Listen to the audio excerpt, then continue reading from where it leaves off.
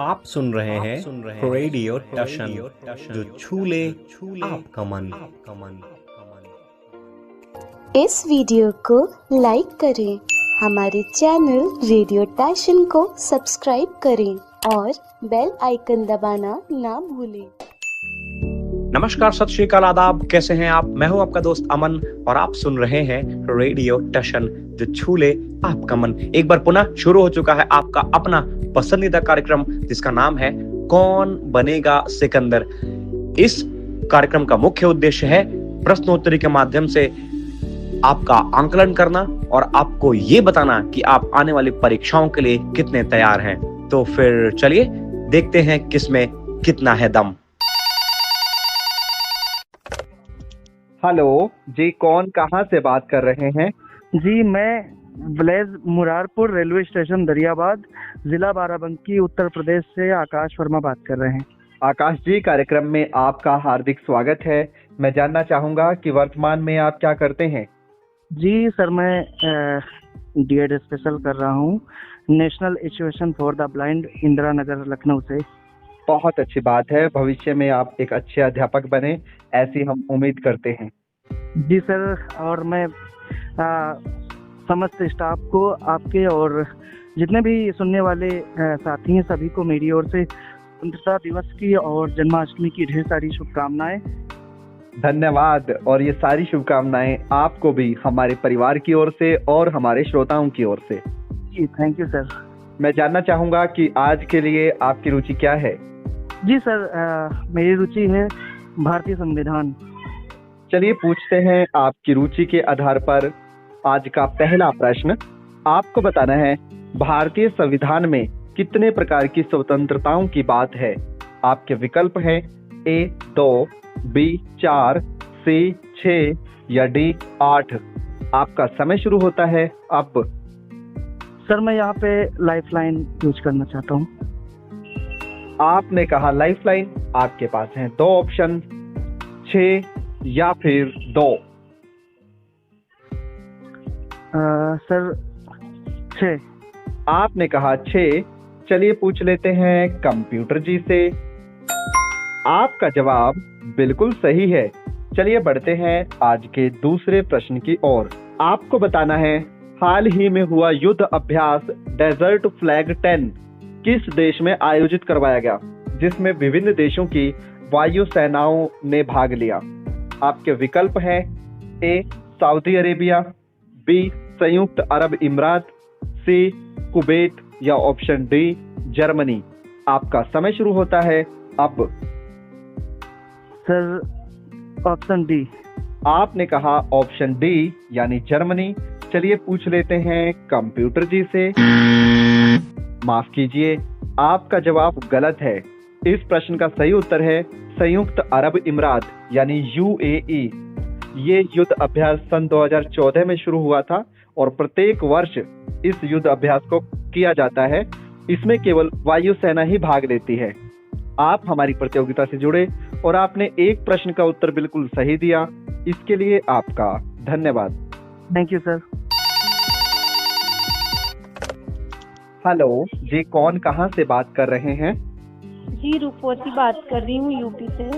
रूपवती जी, कार्यक्रम में आपका हार्दिक स्वागत है। मैं जानना चाहूँगा कि वर्तमान में आप क्या करते हैं? Special BEd BI first semester की छात्रा हूँ। बहुत अच्छी बात है कि आप भविष्य में एक विशेष अध्यापिका बनने की कोशिश कर रही हैं। हम उम्मीद करते हैं कि आप सभी प्रकार के कौशलों को सीखकर एक अच्छी अध्यापिका दृष्टिबाधित बालकों के लिए साबित होंगी। यस सर, मैं कोशिश करूँगी। आज के लिए आपकी रुचि क्या है? Modern history. आपने कहा आपकी रुचि है आधुनिक इतिहास। चलिए पूछते हैं आपकी रुचि के आधार पर आज का पहला प्रश्न। आपको बताना है सारे जहां से अच्छा हिंदुस्तान हमारा, ये गीत किसने लिखा था? आपके ऑप्शन है A Mohammad Iqbal, B Subhash Chandra Bose, C Bhagat Singh या फिर ऑप्शन D कवि प्रदीप। आपका समय शुरू होता है अब। मोहम्मद इकबाल को लॉक कर दीजिए। आपने कहा मोहम्मद इकबाल। चलिए पूछ लेते हैं कंप्यूटर जी से। आपका जवाब बिल्कुल सही है। चलिए बढ़ते हैं आज के दूसरे प्रश्न की ओर। आपको बताना है भारत की सबसे बड़ी ऑयल रिफाइनरी किस राज्य में है। प्रश्न एक बार फिर सुनिए, भारत की सबसे बड़ी ऑयल रिफाइनरी यानी खनिज तेल की जो कारखाना है, खनिज तेलों का कारखाना, ये कारखाना किस राज्य में है सबसे बड़ा। आपके ऑप्शन है ए असम, बी हरियाणा, सी गुजरात या ऑप्शन डी महाराष्ट्र। आपका समय शुरू होता है अब। असम। आपने कहा असम। चलिए पूछ लेते हैं कंप्यूटर जी से। माफ कीजिए, आपका जवाब गलत है। इस प्रश्न का सही उत्तर है कि भारत की सबसे बड़ी तेल रिफाइनरी गुजरात के जामनगर में है। भारत में कुल 23 ऑयल रिफाइनरी हैं, जिनमें से सबसे बड़ी गुजरात में है। आप लाइफलाइन का इस्तेमाल भी कर सकते थे, लेकिन फिलहाल आपने एक प्रश्न का उत्तर दिया, इसके लिए आपका धन्यवाद। Thank you sir. हेलो जी, कौन कहाँ से बात कर रहे हैं। मैं प्रतिभा कश्यप बाराबंकी से बात कर रही हूँ। प्रतिभा जी, कार्यक्रम में आपका हार्दिक स्वागत है। मैं जानना चाहूंगा कि वर्तमान में आप क्या करते हैं। वर्तमान में मैं बीए कर रही हूँ। बहुत अच्छी बात है कि आप अभी बीए कर रही हैं। आप आगे चलकर क्या बनना चाहते हैं प्रतिभा। सर मैं टीचर बनना चाहती हूँ। बहुत अच्छी बात है। इसके लिए आपको बीएड करनी पड़ेगी ताकि आप सर एक मैं अच्छे। बीएड कर चुकी हूँ ऑलरेडी। ये तो अच्छा है कि आपने पूर्व में ही बीएड कर ली है, जिसकी वजह से आपको अध्यापक बनने के कुछ गुण पहले से ही पता हैं। इसी उम्मीद के साथ कि भविष्य में आप एक अच्छी अध्यापक बने। जानना चाहूंगा कि आज के लिए आपकी रुचि क्या है। सर इतिहास। आपने कहा आपकी रुचि है इतिहास। चलिए पूछते हैं आपकी रुचि के आधार पर आपसे पहला प्रश्न। आपको बताना है कि रूसी क्रांति जो सन 1917 में हुई थी, इस क्रांति के समय रूस के जो जार सम्राट हैं वो कौन थे। प्रश्न एक बार फिर सुन लीजिए। रूसी क्रांति सन 1917 में हुई थी। इस क्रांति के दौरान रूस के जार सम्राट कौन थे। आपके ऑप्शन है ए निकोलस प्रथम, बी निकोलस द्वितीय, सी अलेक्जेंडर प्रथम या option D the Peter great. आपका समय शुरू होता है अब। सर मैं लाइफलाइन लेना चाहूंगी। आपने कहा लाइफलाइन। आपके पास हैं दो ऑप्शन, निकोलस प्रथम या निकोलम द्वितीय। सर द्वितीय। आपने कहा निकोलस द्वितीय। चलिए पूछ लेते हैं कंप्यूटर जी से। आपका जवाब बिल्कुल सही है। रूसी क्रांति सन 1917 में हुई थी। इस समय निकोलस द्वितीय का शासनकाल चल रहा था। ये 1894 से में सम्राट यानी जार बने थे और 1917 तक रहे। रूसी क्रांति 1917 में शुरू होकर 1923 में खत्म हुई थी, यानी 6 वर्ष ये क्रांति चली थी। इस क्रांति के दौरान जो है सोवियत संघ की स्थापना हुई, जो बाद में सन 1991 में जिसका विघटन हो गया था। तो हम ऐसा कह सकते हैं कि सोवियत संघ की जो स्थापना है वो 1923 में होती है और इसका विघटन 1991 15 देशों में जब ये टूट जाता है तब होता है। मुझे उम्मीद है कि ये जानकारी आपको और हमारे श्रोताओं को जरूर पसंद आई होगी। चलिए बढ़ते हैं। वेलकम। चलिए बढ़ते हैं आज के दूसरे प्रश्न की ओर। प्रतिभा, आपको बताना है कि निद्रा रोग से फ्री होने वाला दुनिया का 10वां देश हाल ही में कौन बना है। ये घोषणा की है WHO ने, वर्ल्ड हेल्थ ऑर्गेनाइजेशन। आपके ऑप्शन है ए केनिया, बी दक्षिण अफ्रीका, सी नेपाल या ऑप्शन डी भूटान। आपका समय शुरू होता है अब। Sir option A Kenya. आपने कहा ऑप्शन ए केनिया। चलिए पूछ लेते हैं कंप्यूटर जी से। आपका जवाब बिल्कुल सही है। निद्रा रोग से फ्री होने वाला केनिया दुनिया का 10वां देश है। केनिया अफ्रीका महाद्वीप में स्थित एक देश है जिसकी राजधानी का नाम है नैरोबी और यहीं पे United Nation UNDP United Nation development programme का हेडक्वार्टर भी है। चलिए बढ़ते हैं आज के तीसरे प्रश्न की ओर। आपको बताना है कि निम्नलिखित में से किस उद्योग को आधारभूत उद्योग के रूप में भी जाना जाता है। निम्नलिखित में से किस उद्योग को आधारभूत उद्योग के रूप में भी जाना जाता है? आपके ऑप्शन है ए कृषि उद्योग, बी लौह इस्पात उद्योग, सी रसायन उद्योग या ऑप्शन डी जैविक उद्योग। आपका समय शुरू होता है अब।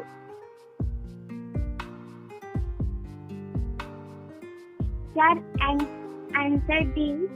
आपने कहा ऑप्शन डी यानी जैविक उद्योग। चलिए पूछ लेते हैं कंप्यूटर जी से। माफ कीजिए, आपका जवाब गलत है। इस प्रश्न का सही उत्तर है लौह इस्पात उद्योग। लौह इस्पात उद्योग का अर्थ है कि कोई भी उद्योग को शुरू करने के लिए हमें लोहे की आवश्यकता है। उदाहरण के लिए यदि कोई किसान कृषि करना चाहता है तो वह बिना लोहे की मशीन, चाहे वो छोटी हो या बड़ी हो, अपना कार्य नहीं कर सकता। इसलिए हम लौह इस्पात उद्योग को आधारभूत उद्योग के रूप में जानते हैं। आप हमारी प्रतियोगिता से जुड़े और आपने 2 महत्वपूर्ण प्रश्नों के उत्तर दिए, इसके लिए आपका धन्यवाद। हेलो जी, कौन कहां से बात कर रहे हैं? जी सर, मेरा नाम श्रवण कुमार है। मैं मूल रूप से शाहजहांपुर का रहने वाला हूं। मैं वर्तमान में डॉक्टर शकुंतला मिश्रा राष्ट्रीय पुनर्वास विश्वविद्यालय मोहन रोड लखनऊ में परास्नातक राजनीति विज्ञान विषय का छात्र हूं। बहुत अच्छी बात है। मैं जानना चाहूंगा कि आपकी आज के लिए रुचि क्या है? सर मेरी रुचि है राजनीति शास्त्र। आपने कहा राजनीति शास्त्र, यानी जिस से आप अपनी पोस्ट ग्रेजुएशन कर रहे हैं उसी विषय को आपने आज अपनी रुचि बनाया है। जी सर। चलिए पूछते हैं आपकी रुचि के आधार पर आपसे आज का पहला प्रश्न। आपको बताना है सन 1913 में लाला हरदयाल और उनके साथियों ने गदर पार्टी की स्थापना की थी। ये पार्टी की स्थापना किस शहर में हुई थी? आपके ऑप्शन है A San Francisco, B London, C Berlin या फिर डी रियाद। आपका समय शुरू होता है अब। Sir San Francisco. आपने कहा सैन फ्रांसिस्को। चलिए पूछ लेते हैं कंप्यूटर जी से। आपका जवाब बिल्कुल सही है। चलिए बढ़ते हैं आज के दूसरे प्रश्न की ओर। आपको बताना है भारत के अंडमान व निकोबार द्वीप समूह में कुल कितने डिस्ट्रिक्ट यानी जिले हैं? भारत के अंडमान और निकोबार द्वीप समूह में कुल कितने जिले हैं? आपके विकल्प हैं ए 1, बी 2, सी 3 या डी 4। आपका समय शुरू होता है अब। सर मैं लाइफलाइन मिलना चाहूंगा। आपने कहा लाइफलाइन। आपके पास है 2 ऑप्शन, 3 या फिर 4। सर 4। आपने कहा 4। चलिए पूछ लेते हैं कंप्यूटर जी से। माफ कीजिए, आपका जवाब गलत है। इस प्रश्न का सही उत्तर है कुल 3 जिले हैं अंडमान निकोबार में और इसकी राजधानी का नाम विजयपुरम, श्री विजयपुरम है। पहले इसका नाम पोर्ट ब्लेयर था, लेकिन सितंबर 2024 में पोर्ट ब्लेयर का नाम बदलकर श्री विजयपुरम कर दिया। आप हमारी प्रतियोगिता से जुड़े और आपने एक प्रश्न का उत्तर दिया, इसके लिए आपका धन्यवाद। सर आपका। हेलो जी, कौन कहां से बात कर रहे हैं? सर नमस्ते, मेरा नाम आकाश कश्यप है। रामनगर जिला बाराबंकी उत्तर प्रदेश से बात कर रहे हैं। आकाश जी, कार्यक्रम में आपका हार्दिक स्वागत है। मैं जानना चाहूंगा कि वर्तमान में आप क्या करते हैं? सर हमने ग्रेजुएशन किया है और डिप्लोमा किया है। इसके बाद सर अभी हाल ही में एमए हिस्ट्री में फॉर्म डाले हैं। बहुत अच्छी बात है। फिर मुझे लगता है कि आज की आपकी रुचि भी इतिहास ही होगी। Yes sir. चलिए पूछते हैं आपकी रुचि के आधार पर आज का पहला प्रश्न। आपको बताना है शिवाजी महाराज के गुरु का क्या नाम था? आपके विकल्प हैं ए सूरदास, बी रामदास, सी हरिदास या ऑप्शन डी रैदास। आपका समय शुरू होता है अब। सर हम लाइफलाइन का इस्तेमाल करेंगे। आपने कहा लाइफलाइन। आपके पास हैं 2 विकल्प, रामदास या फिर हरिदास। सर हरिदास। आपने कहा हरिदास। चलिए पूछ लेते हैं कंप्यूटर जी से। माफ कीजिए, आपका जवाब गलत है। इस प्रश्न का सही उत्तर है रामदास। आप हमारी प्रतियोगिता से जुड़े, इसके लिए आपका धन्यवाद। थैंक हेलो जी, कौन कहाँ से बात कर रहे हैं? सर मेरा नाम हंस पांचाल है। हंस पंचाल जी, आप कहाँ से बात कर रहे हैं?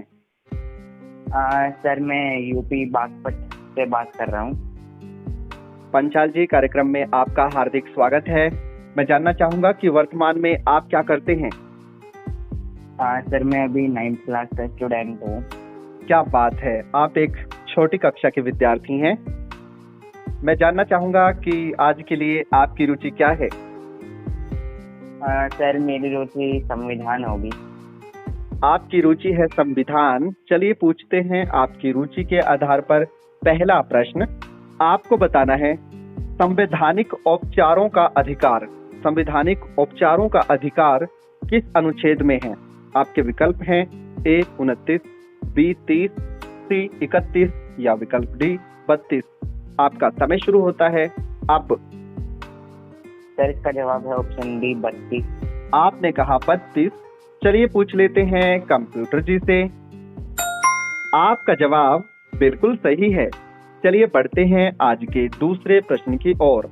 आपको बताना है चाय उत्पादन में दुनिया का पहला देश कौन सा है, यानी अग्रणीय देश कौन सा है? आपके विकल्प हैं A China, B Germany, C France या डी इंडिया। आपका समय शुरू होता है अब। Sir China. आपने कहा चाइना। चलिए पूछ लेते हैं कंप्यूटर जी से। आपका जवाब बिल्कुल सही है। चाइना चाय उत्पादन में दुनिया का अग्रणीय देश है। अभी तक आपने 2 प्रश्नों के उत्तर बिल्कुल सही दिए हैं। चलिए बढ़ते हैं आज के तीसरे प्रश्न की ओर। आपको बताना है कि स्पेस क्राफ्ट का जो अंतरिक्ष में यान भेजे जाते हैं, रॉकेट भेजे जाते हैं, उनका कब्रगाह किस स्थान को कहा जाता है? यानी धरती से हम कुछ भी चीज लॉन्च करते हैं तो ऊपर वो जाने के बाद स्थिर हो जाती है, लेकिन कुछ समय के बाद वो धरती पर आती है, चाहे वो हमारा कोई रॉकेट है या फिर कोई यान है, तो वो धरती पे हम कहीं ना कहीं गिराते हैं और जहां पे उनको गिराया जाता है उस भाग को उनका कब्रगाह या फिर कब्रिस्तान के रूप से जानते हैं। तो आपको बताना है धरती का कौन सा भाग है जहां पर अंतरिक्ष में भेजे गए रॉकेट जो होते हैं उनको नष्ट किया जाता है धरती में। तो आपके ऑप्शन है, मैं आपको एक हिंट दे देता हूं कि ये जो लोकेशन है वो प्रशांत महासागर में है। तो 4 विकल्प दूंगा, आपको बताना है इसमें से कौन सा उत्तर होगा। आपके ऑप्शन है A ring of fire, B black box, C है पॉइंट नीमो या ऑप्शन डी है रिंग लैक्स। आपका समय शुरू होता है अब। Sir lifeline. आपने कहा लाइफलाइन। आपके पास है 2 ऑप्शन, रिंग ऑफ फायर और दूसरा है point Nemo. Sir I think ring of fire. आपने कहा रिंग ऑफ फायर। चलिए पूछ लेते हैं कंप्यूटर जी से। माफ कीजिए, आपका जवाब गलत है। इस प्रश्न का सही उत्तर है point of Nemo. Point of Nemo को स्पेस क्राफ्ट यानी अंतरिक्ष यानों का या रॉकेटों का कब्रिस्तान कहा जाता है। आप हमारी प्रतियोगिता से जुड़े और आपने 2 महत्वपूर्ण प्रश्नों के उत्तर दिए, इसके लिए आपका धन्यवाद।